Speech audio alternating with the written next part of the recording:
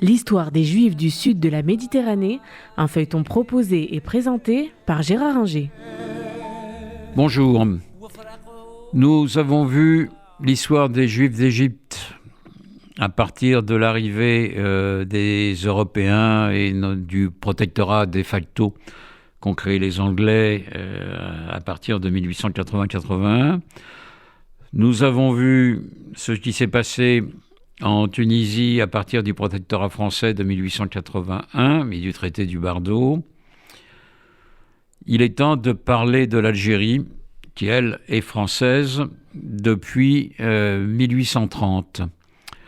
La conquête de l'Algérie par les troupes de Charles X en juillet 1830 et la victoire rapide des troupes du général Bourmont à Sidi Ferruch à l'époque, et la prise d'Alger est très rapide.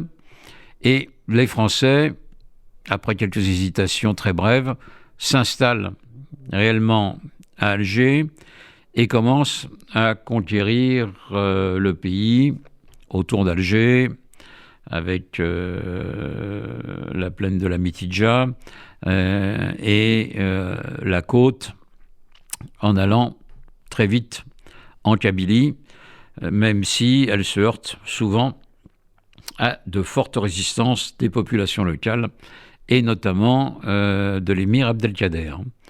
Les Français, dès leur arrivée, suppriment tout ce qui concerne la dimitude, qui touche les 15 à 17 000 juifs de la région d'Alger et des environs.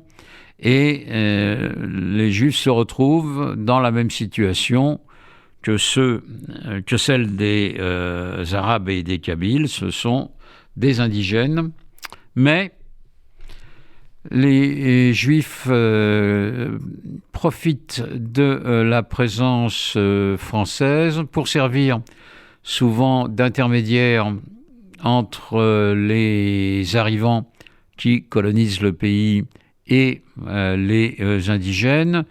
Et ce rôle d'intermédiaire leur permet, d'une part, de se rapprocher du pouvoir politique sous la monarchie de Juillet de Louis-Philippe, et d'autre part de se rapprocher de leurs coreligionnaires de métropole. L'Algérie est une colonie, et c'est une colonie où les Français s'installent et qui est considérée comme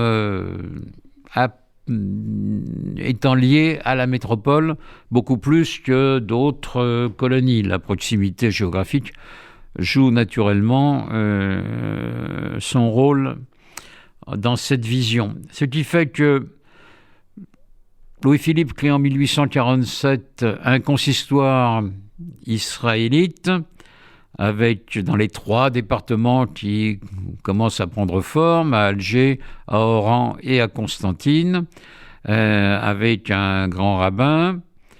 Mais très vite, ce consistoire va être rattaché au consistoire français, et il ne va plus y avoir de consistoire en Algérie. Il va dépendre du consistoire de Paris. Et donc, on va voir les rabbins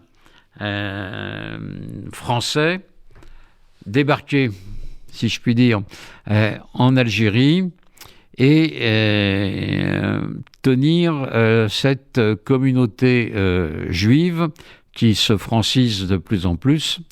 Et il suffit de voir les noms des grands rabbins qui dominent la vie spirituelle juive en Algérie. On les voit au fronton du cimetière de Saint-Eugène, Friedman, Eisenbeth, etc.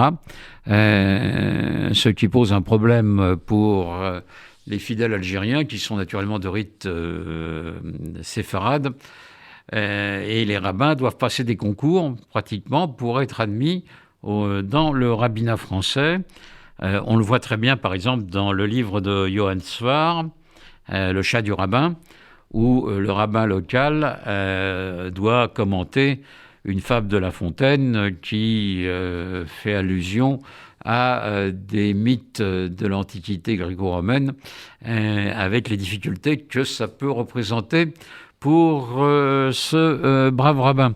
Ce qui fait que ça aussi, ça aide à la francisation de la communauté juive qui, notamment à Alger, et puis ensuite à Oran et à Constantine, abandonne assez vite les vêtements traditionnels et se met, par exemple, de plus en plus à s'habiller à l'européenne. Les choses se jouent de la sorte. Il est à noter que l'Alliance israélite universelle n'intervient pas en Algérie, contrairement à ce qui se passe dans les autres pays musulmans, parce que elle estime que la France, là, est maîtresse chez elle, qu'il n'y a pas besoin d'apprendre le français aux juifs algériens, qui vont tous, ou quasiment tous, à l'école laïque de l'Empire d'abord, de la République ensuite. Et on va voir la semaine prochaine que Napoléon III est à l'écoute des Juifs d'Algérie.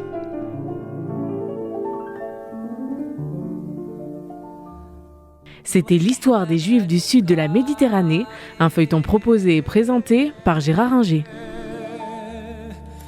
وفرقهم طال على